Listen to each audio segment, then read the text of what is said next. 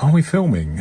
Yes, we are. So this is, as many of you will recognise, this is a Filofax original. That is the model, the original. And you can probably tell by the shape of this that this is an A5 version. So in comparison to a personal sized, it's a lot bigger.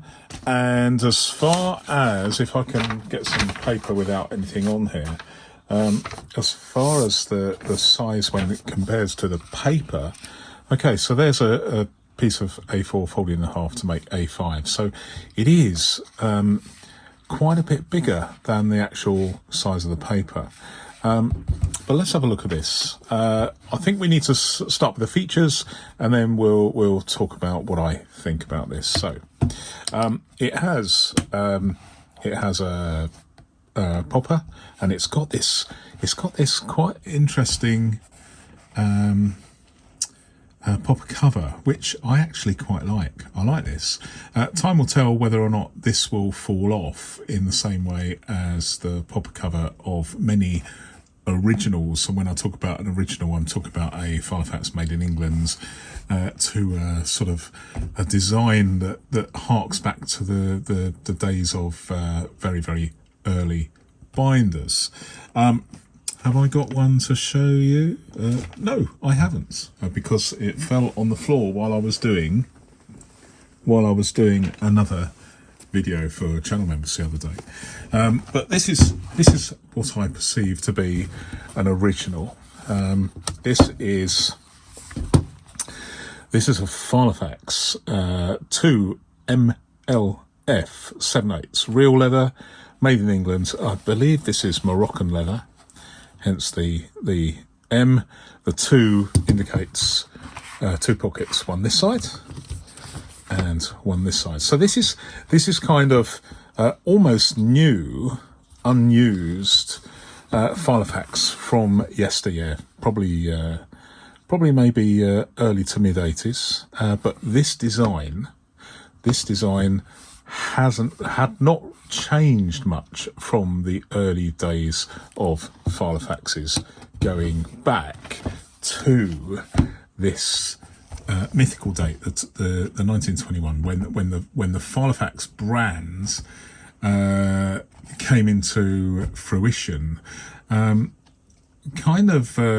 kind of binder stems back to around about 2010. Philadelphia, Filofax. People have discussed this, and you can look it up on Google. But I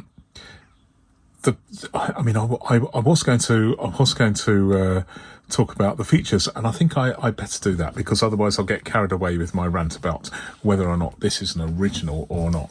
And I'm not really going to do that too much. I mean, it's a marketing ploy to kind of imbue a modern binder with that sort of that sense of history that many manufacturers of long-standing repute do, and this is marketed as the original, even though it isn't.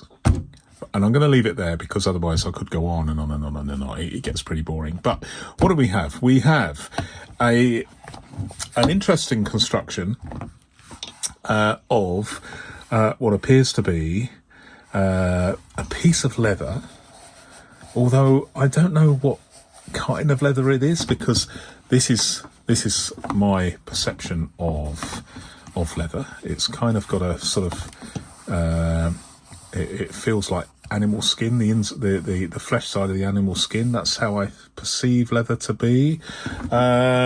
If it's processed, I mean, this is Pueblo leather from Italy, and it is fantastic. It's kind of got a smoother surface.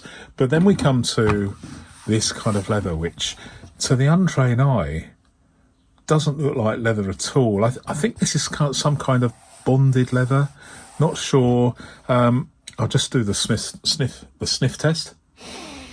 Okay, well, I cannot smell I mean, it doesn't smell of leather, but it does. It certainly is leather because it says so here. It says real leather, so it must be real leather, and I'm sure it is. I think it's just me being pedantic. As you know, I've been after one of these for a while. I was going to buy one new. I've bought a few over the last 18 months. I bought a handful of new binders from both Filofax themselves and other manufacturers around the world. And this was on my radar. It's been on my radar, but did I want to pay a whopping £113 for something that doesn't really float my boat, and I was just going to sell it after my review? Probably not. So what I've done is I waited until one came up for sale in kind of used, perhaps virgin on poor condition, and so I got it for less than £20. I don't think the flesh colour is very, very popular. It doesn't float my boat either, but I'm not going to take this out to my local cafe. And I don't even use A5. I've got a few, but I don't really use them that much, or if at all. But regardless of the flesh colour, I just was waiting for one that was really, really cheap, and I got this for not much more than £15, which I thought was a bit of a bargain.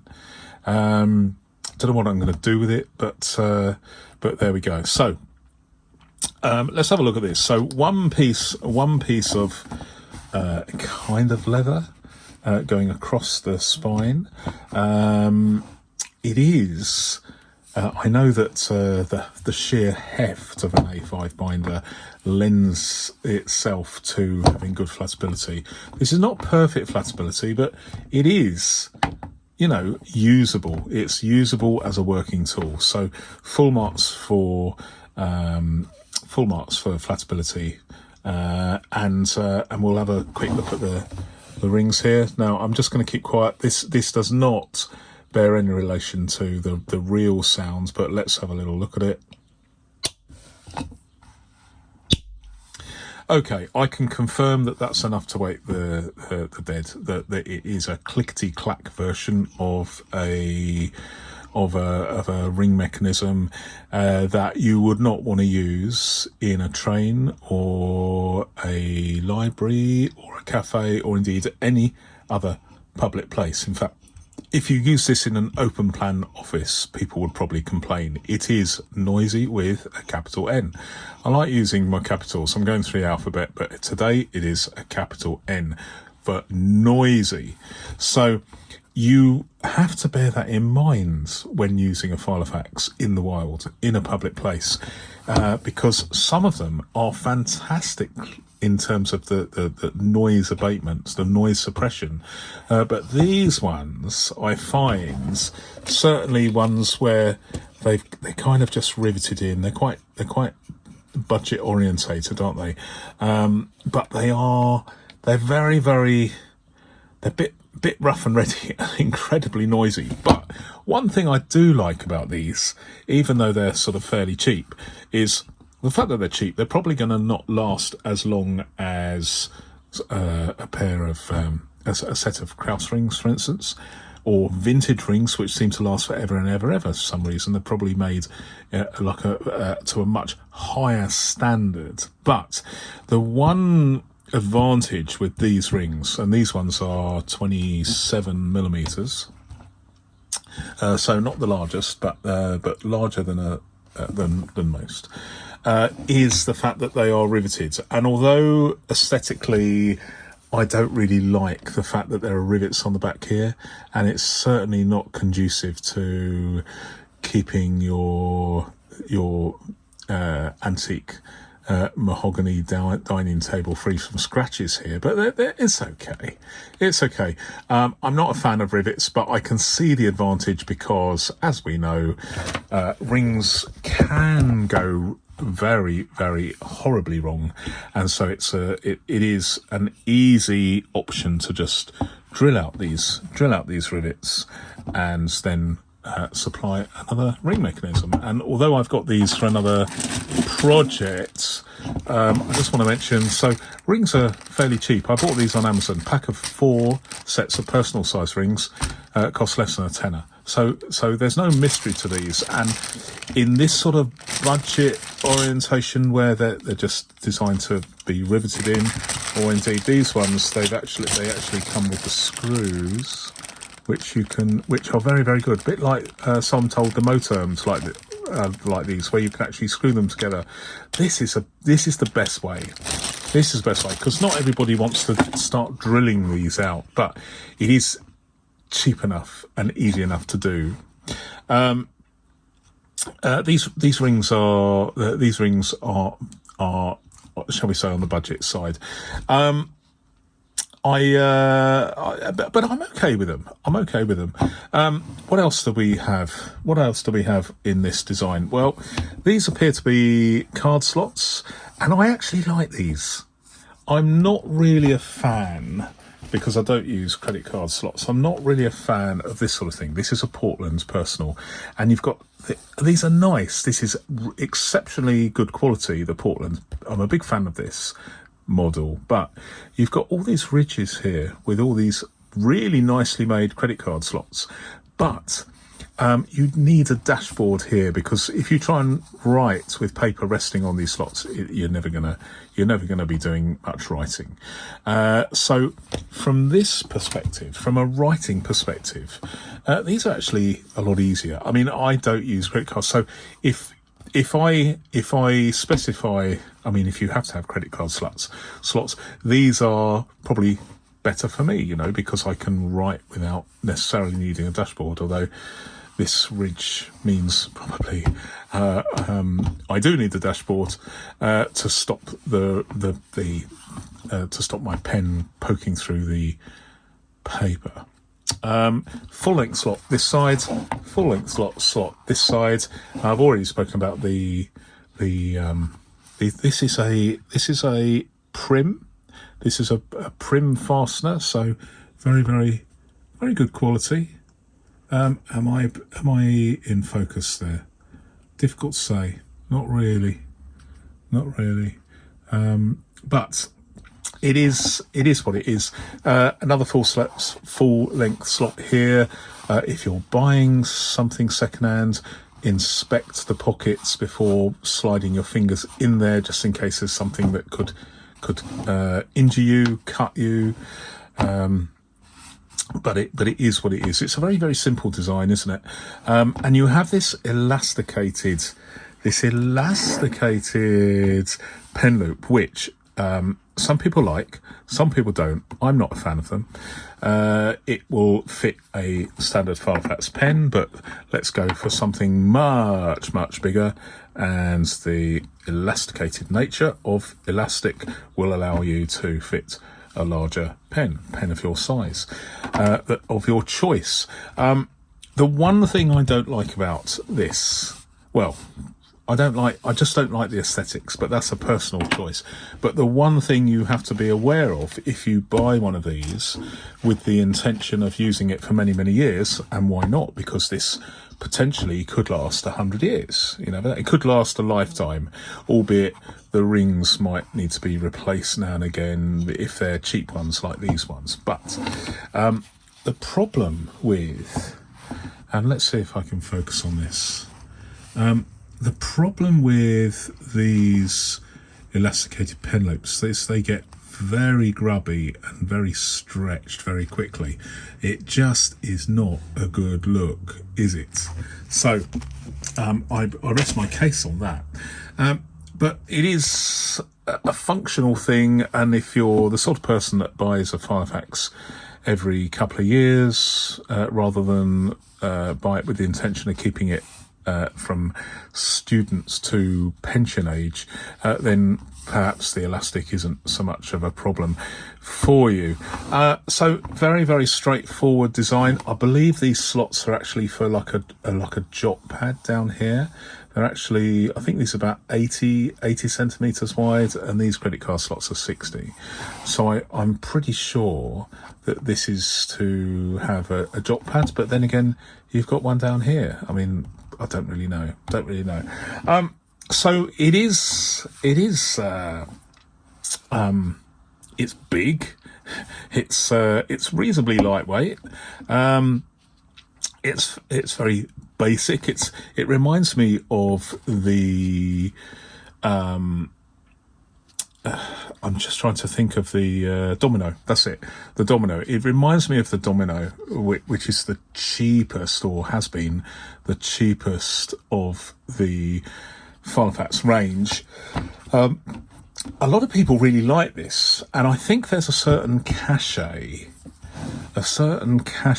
because it is a model that was effectively marked as made in the UK. Now, I don't know how much. I don't know whether it was, what part of it is made in the UK, because if you look at this ring mechanism, that's not made in the UK. It's made in the Far East, I'm sure. Was this leather processed in the UK? Don't know. Don't really know.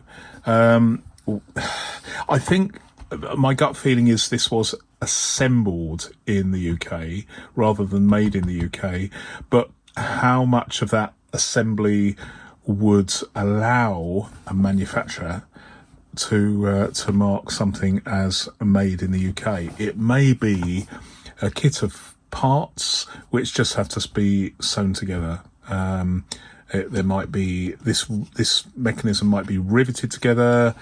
This piece here might be a sub-assembly. This might be a sub-assembly with the process of riveting and sewing. Rivets here, sewing here, rivet here, there, and then sewing. It could be as simple as that. But having said that, the sewing is neat and tidy. And one thing I do like is the way the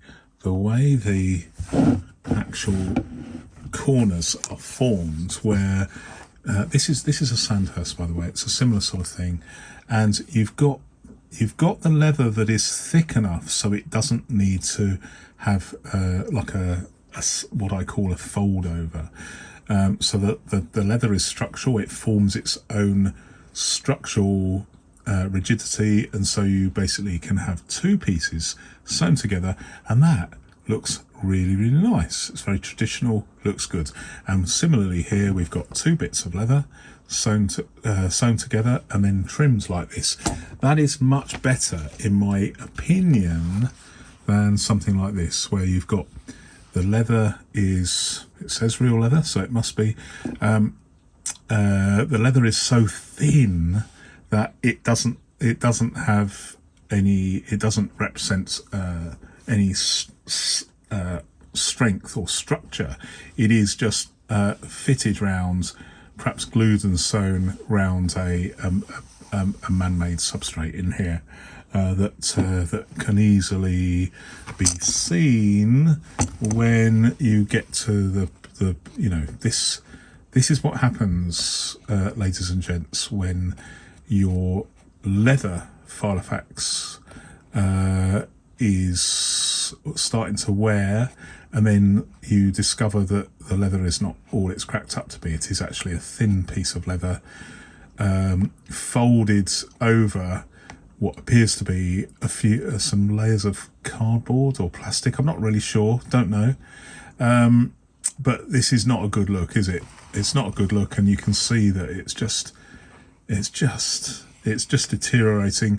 This is a really important thing. If you have a Filofax that you want to use in anger, rather than looking pretty on a desk and just not being associated with any sort of wear, then something like this could be very, very hard wearing, because There's no, well, I don't really know how this is made. This feels like bonded leather, which is like budget leather, bits of leather compressed to reconstitute like a layer of leather. But then you've got this thing. You've got this sort of very neat, sort of shiny leather, smooth leather finish. Doesn't have any grain. It just sort of, it's almost like a patent leather, but is this 2 layers or 4 layers? Could it be bonded layer and then you've got a thin layer of something? I don't know. I mean, it looks a bit on the process side to me, compared to this, which looks like it's, it feels and looks like the sort of leather that I would associate with being leather. But I would say that this is probably very hard wearing. This has had some use, quite a lot of use, and so I don't know. But I would say this is probably, apart from this, which can easily be cut off. Can you? Will it make? Yes, it's probably not a good idea. I mean, you know, most of you know that I muck about with, I modify filofaxes, and I particularly have a propensity to cutting off pen loops. But I think these are pre-punched holes. It looks like these are gone through like a punching process and then threading process, a sewing process, not a threading process, a sewing process, and not sure. I don't think this looks as nice as this, for instance, where you can't see the holes. I mean, this looks pretty ugly to me, but at least it's neat. At least it's neat and tidy, and far better than what I call the fold over, where you've got this ugly cinching, which even on a very, very high quality binder such as this Vanderspec, you still have this unsightly, it just doesn't look good, does it? And every single one looks a bit Heath Robinson, as they say. You'll have to look up Heath Robinson, but it's not good. It's not good. I'd much rather have something like this. But it is what manufacturers have to do if they're using a thin piece of leather over a man-made substrate. But that's where we are. My overall impression, apart from one thing, I bought this secondhand, and it arrived to me. I haven't cleaned it at all. It was absolutely filthy. It still is. When I finish this review, I am going to have to wash my hands. But it just, it's just grubby and nasty. And you think to yourself, one of the reasons, I don't complain, because one of the reasons why I got this, I think I just paid just over 15 quid. I got it for that low price because it just looked grubby and dirty. So I can clean it, not a problem. And so there are bargains to be had for people that don't realise that if you want to sell something for the best price, ideally you need to clean it before you photograph it. And the second thing is, I haven't said this recently, but I want to remind people, if they want to sell a Filofax, for goodness sake, pack it well, because if you don't pack it well and the rings are crushed because a postman has trodden on it, and that is perfectly possible, especially when they're running around in the back of the lorry with parcels being crushed underfoot.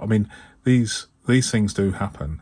These things do happen. I know that from a certain experience, but I won't reveal that.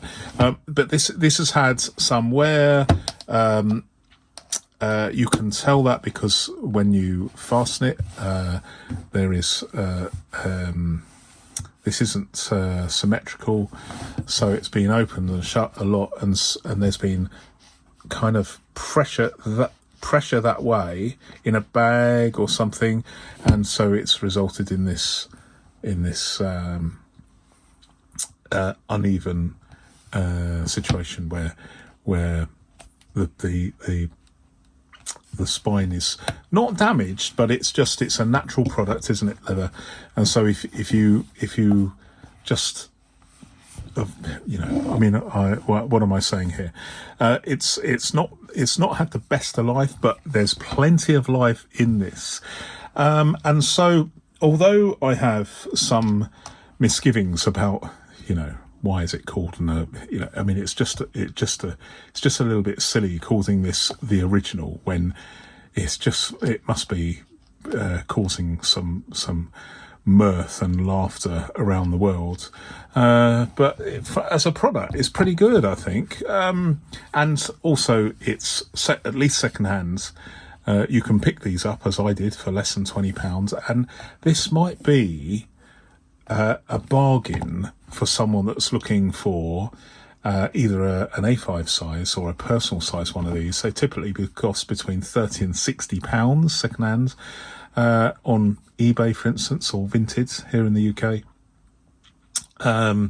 But would I pay £113 for one of these when for a little more I could get something from, say, Van der Spek? Or if you want to go very minimalist with superb leather, there's Me Plus or Plotter or Woozy Studio, so there, and those would imbue you with that fantastic feeling of that you're opening something of the very, very highest quality every time you use it. This is a little bit not so high quality, but it is a very viable option if you're on a budget. Typically £30 to £60 for one in better condition than this. Look at the photographs, ask questions, make sure that rings in the photographs look good, and you do have this this assurance that if it transpires that these rings, and they are relatively cheap, these ones, they're not Krauss rings, if these fail, then it's easy to drill the rivets out and get a replacement mechanism, fit it in, and then Bob's your uncle. So there we go. I'll leave it there, but thanks very much for watching. If you are interested in me talking more in depth about this winder, then you will find that I have done a special review exclusively for channel members. You're very much welcome to join us, and then there are a large number of exclusive videos for you to peruse. Join for a month, see what you think, and then if you've watched them all and you want to save your pounds for the next month, then you can just end your membership very easily and automatically. So thanks very much for watching. Until my next video, goodbye.